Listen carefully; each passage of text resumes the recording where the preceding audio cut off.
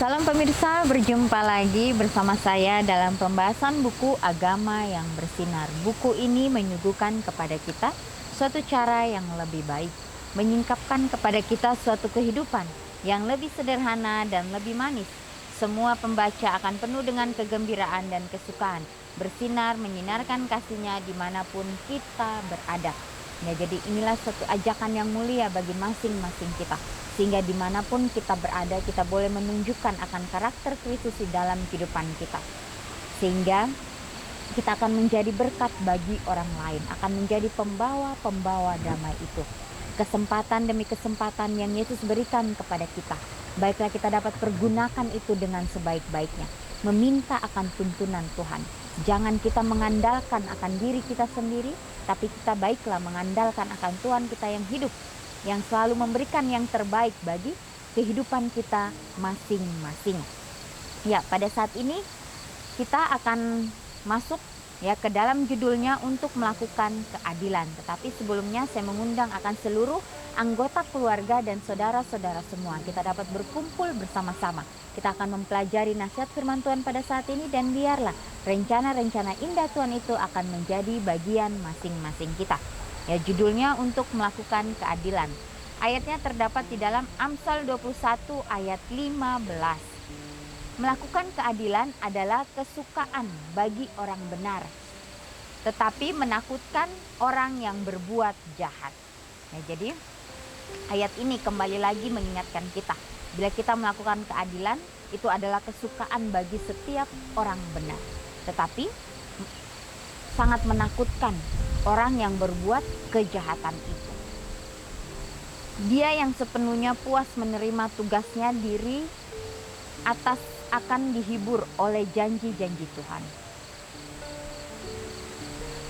Ketika dia berusaha untuk melakukan keadilan, memiliki kepercayaan yang teguh kepada Tuhan, menjadi pelaku firman-Nya, berarti menempuh jalan yang aman. Nasihat Tuhan menyederhanakan kebingungan, transaksi bisnis dan tugas-tugas rumah tangga. Para pengikut Kristus yang bekerja dengan tujuan tunggal untuk kemuliaan Tuhan akan memiliki hikmat surga. Ini ditulis di dalam Testimony for the Church, jilid 8 halaman 141. Ya, jadi ini bagaimana kembali lagi firman Tuhan ya, mengingatkan kita untuk menerima tugas dari atas agar kita dapat dihibur oleh janji-janji Tuhan. Ya, ketika kita berusaha untuk melakukan keadilan, memiliki kepercayaan yang teguh kepada Tuhan, menjadi pelaku firman-Nya, ya berarti menempuh jalan yang aman. Ya, dan nasihat firman Tuhan juga ya menyederhanakan akan kebingungan kita, selalu menuntun kita ke arah yang lebih baik. Dan juga para pengikut Kristus yang bekerja dengan tujuan tunggal, yaitu untuk kemuliaan Tuhan, akan memiliki hikmat surgawi. Ya, jadi pekerjaan yang kita lakukan apapun itu, ya baiklah kita lakukan itu dengan sepenuh hati kita. Ya, kalau ada ketidakjujuran di dalam pekerjaan kita, kita harus berani berdiri untuk mengatakan benar itu benar, salah itu salah. Ya, jadi inilah bagaimana kita sebagai pengikut-pengikut Tuhan, kita diajarkan untuk mempunyai kesabaran, ketulusan, kejujuran di dalam setiap apapun yang kita lakukan. Ya, jika kita sudah mempunyai motif atau motif-motif di dalam diri kita yang hanya untuk menguntungkan diri kita, itu adalah hal yang tidak baik. Ya, suatu saat nanti itu akan terbukti dengan apa yang kita sudah lakukan. Ya, jangan sampai ya kita sudah salah mengambil langkah atau mengambil keputusan di dalam kehidupan kita, sehingga itu akan membawa suatu hal yang tidak baik. Ya, sehingga kita pun ya akan merasa bersalah dengan semuanya itu. Sabda dan hukum Tuhan yang ditulis dalam jiwa dan diperlihatkan dalam hidup, berbakti dan kudus, memiliki pengaruh yang kuat untuk menginsafkan dunia. Ketamakan yang merupakan penyembahan berhala dan iri hati dan cinta dunia akan dicabut dari hati orang-orang yang taat kepada Kristus. dan untuk berlaku adil akan menjadi kesenangan mereka. Mencintai belas kasihan dan berjalan dengan rendah hati di hadapan Tuhan. Ditulis di dalam Testimony for the Church jilid 3 halaman 201. Jadi sabda Tuhan yang ditulis di dalam jiwa kita, yang kita sudah pelajari siang dan malam, yang kita sudah dengarkan itu. Baiklah itu kita doakan dengan sepenuh hati kita, sehingga kita dapat menerima akan kasih Tuhan dan kita dapat salurkan itu dimanapun kita berada. Di sini juga dikatakan memiliki pengaruh yang kuat untuk menginsafkan dunia. Ya, jangan sampai kita menjadi orang-orang yang tamak atau sombong. Ya, jangan sampai kita menjadi orang-orang yang penyembah berhala. Jangan sampai kita mempunyai sifat iri hati dan cinta akan dunia ini. Ya, karena dikatakan ya bahwa setan ya tidak menginginkan kita untuk menyembah dia, tetapi setan itu menginginkan kita untuk menyembah akan diri kita sendiri. Segala sesuatu yang kita miliki hanya untuk kebahagiaan kita, yaitulah dia sudah menipu kita. Ya, karena dia memakai cara yang dapat membuat kita percaya bahwa inilah seakan-akan itu adalah pemberian yang Tuhan berikan. Ya, dia memutarbalikkan segala sesuatunya sehingga dia membutakan akan kehidupan manusia ini dengan berbagai-bagai kesenangan dunia ini. Ya, kita harus ya betul-betul meminta bimbingan Tuhan atau tuntunan Tuhan sehingga kita tidak salah mengambil langkah kehidupan kita. Ya, karena setan saat ini bukan menjadikan hitam dan putih, tetapi hitam dan abu-abu, benar dan hampir benar. Jadi kita harus berhati-hati, kita harus berwaspada di dalam kehidupan kita masing-masing. Ya, karena ketamakan itu adalah sifat daripada si jahat. Iri hati itu adalah sifat daripada si jahat. Cinta akan dunia juga, yaitu datangnya dari si jahat. Ya, karena sudah dia tanamkan itu dari semula pada saat dia bersama-sama dengan Tuhan. Ya, dia sudah menimbulkan rasa iri hati di dalam kehidupannya, sehingga itu akan dia tanamkan kepada setiap pengikut-pengikutnya. Ya, jangan sampai kita terjerumus oleh rayuan daripada si jahat ini. Dan di sini juga dikatakan bahwa Kristus ya akan mengajarkan kita untuk berlaku adil. Ya, akan menjadi suatu kesenangan bagi kita mencintai belas kasihan dan berjalan dengan rendah hati di hadapan Tuhan. Jadi biarlah roh kerendahan hati itu akan menjadi bagian kita, sehingga kita akan menerima apapun di dalam kehidupan kita. Ya, kita akan melawan diri kita sendiri. Ya, kita akan membuang akan sifat-sifat kita yang tidak sesuai dengan kehendak Tuhan. Itu adalah hal yang tidak mudah. Tetapi kembali lagi Tuhan memberikan kita suatu pengharapan. Ya, datanglah kepadaku setiap orang yang berbeban berat dan berkeluh kesah. Ya, aku akan memberikan kelegaan kepadamu. Dia akan selalu memberikan kita yang terbaik di dalam kehidupan kita masing-masing. Di sini juga dikatakan bahwa biarlah kita memiliki kepercayaan yang teguh kepada Tuhan, menjadi pelaku firman-Nya. Berarti kita akan menempuh jalan yang aman. Ya, dan nasihat Tuhan itu akan menyederhanakan kebingungan kita. Ya, jadi setiap keraguan, kebingungan yang ada dalam kehidupan kita, Tuhan akan hilangkan itu kalau kita mau menyerahkan kehidupan kita sepenuhnya kepada Tuhan. Ya, kita mengingat kembali ya bagaimana Yesus memanggil ke-12 muridnya. Dia memanggil mereka dengan panggilan yang sama. Dia memberikan kepada mereka suatu tanggung jawab untuk menyampaikan akan kabar keselamatan itu. Dan panggilan yang sama juga Yesus berikan untuk kita saat ini. Ya, umat-umatnya yang mau dipakai sesuai dengan kehendak Tuhan. Ya, jadi kasihnya Yesus itu tidak pernah berubah. Dahulu, sekarang, dan yang akan datang.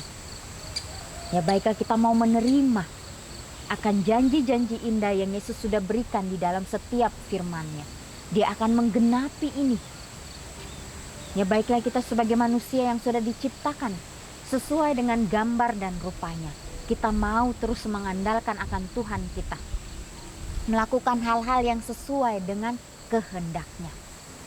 Ya apapun itu, biarlah kita kerjakan itu dengan sepenuh hati kita. Ya seakan-akan mungkin kita tidak akan mendapatkan apa-apa. Ya tetapi bila kita terus ya mau melakukan itu terus menerus dengan konsisten, dengan terus percaya kepada Tuhan, maka di ujung jalan sana ya kita akan merasakan bagaimana penyertaan Tuhan itu begitu luar biasa. Kita akan melihat kemuliaan Tuhan yang akan menyinari kehidupan kita masing-masing. Ya mungkin pada saat ini ya kita berada di suatu pekerjaan yang membuat kita merasa kita jengkel atau merasa kita emosi. Ya tapi itulah ujian-ujian yang harus kita hadapi. Ya apakah kita menyerahkan itu kepada Tuhan ataukah kita hanya mengandalkan diri kita? Ya baiklah kita serahkan kepada Tuhan, maka kita akan mendapatkan jawaban. Jawaban yang Tuhan berikan itu adalah jawaban yang pasti. Itu adalah jawaban yang Dia akan memberikan kita suatu pengharapan bahwa Dia selalu ada untuk kita. Baiklah kita mau melakukan yang terbaik. Kita mau dituntun ke jalan-jalan kebenaran Tuhan itu di dalam kehidupan kita masing-masing. Ya bagaimana Yesus juga pada saat Dia berada di dunia. Dia hidup di keluarga Yusuf dan Maria. Kehidupannya sangat-sangat sederhana. Tetapi Dia mau terus melatih kehidupannya. Ya tentunya Dia sudah mempunyai kehidupan yang nyaman di kerajaan surga. Dia selalu dilayani oleh para malaikat. Tetapi oleh karena kerendahan hati, oleh karena kasih-Nya, Dia mau turun ke dunia ini untuk melayani kita umat-umat yang berdosa. Yesus juga adalah 100% anak manusia. Tapi bagaimana Dia menjaga hati dan pikirannya untuk tidak terpengaruh oleh hal-hal duniawi. Dia selalu melakukan yang sempurna. Apapun itu Dia kerjakan dengan sepenuh hatinya.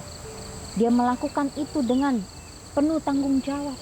Ya itulah bagaimana teladan yang Yesus berikan untuk kita. Karena Dia tahu Dia mempunyai misi yang besar untuk menyelamatkan akan dunia ini.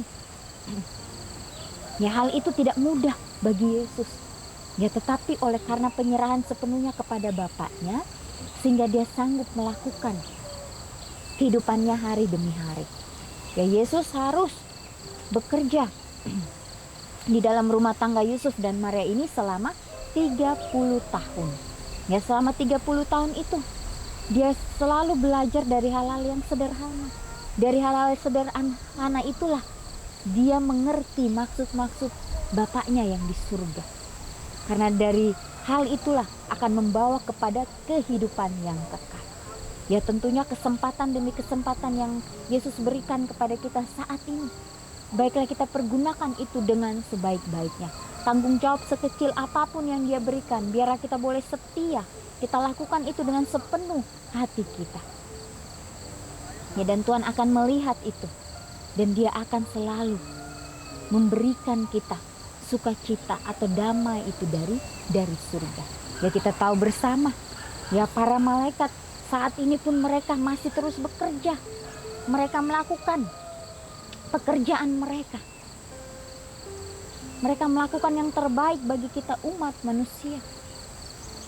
Ya biarlah dengan doa-doa kita mau menyerahkan kehidupan kita hanya kepada Tuhan saja. Ya jadi kita ya tanamkan di dalam pikiran kita. Ya bahwa apa yang kita lakukan biarlah Tuhan selalu menjadi nomor 1 di dalam kehidupan kita. Ya sehingga apapun yang kita lakukan itu dengan sepenuh hati kita. Ya walaupun itu susah sebagai manusia biasa, tetapi biarlah hanya Tuhanlah yang kita andalkan, dan disitulah kita akan merasakan ya bahwa Tuhan selalu memberikan kita kekuatan, memberikan kita kesanggupan untuk terus maju dari hari ke hari. Ya dan baiklah komitmen-komitmen yang kita sudah buat di dalam kehidupan kita. Kita doakan itu dengan sungguh-sungguh sehingga kita terus menjalankan itu di dalam kehidupan kita. Ya, jangan sampai kita lengah. Ya, karena kita tahu si jahat itu ya selalu datang untuk mempengaruhi kita. Tetapi kita harus percaya bahwa Tuhan kita adalah Tuhan yang hidup, yang sanggup memberikan yang terbaik untuk kita. Ya, bukan kita yang melawan si jahat, ya tetapi Tuhanlah yang akan berada di depan kita. Ya, karena kita mau mengandalkan Dia dan Dia akan melakukan yang terbaik untuk kita. Biarlah nasihat firman Tuhan pada saat ini kembali lagi memberikan kita kekuatan, memberikan kita satu pengharapan, ya bahwa Tuhan kita adalah Tuhan yang maha kuasa, yang sanggup memberikan kita hal-hal yang benar di dalam kehidupan kita. Inilah nasihat firman Tuhan pada saat ini. Kita akan berjumpa lagi di kesempatan yang berikutnya dan Tuhan memberkati.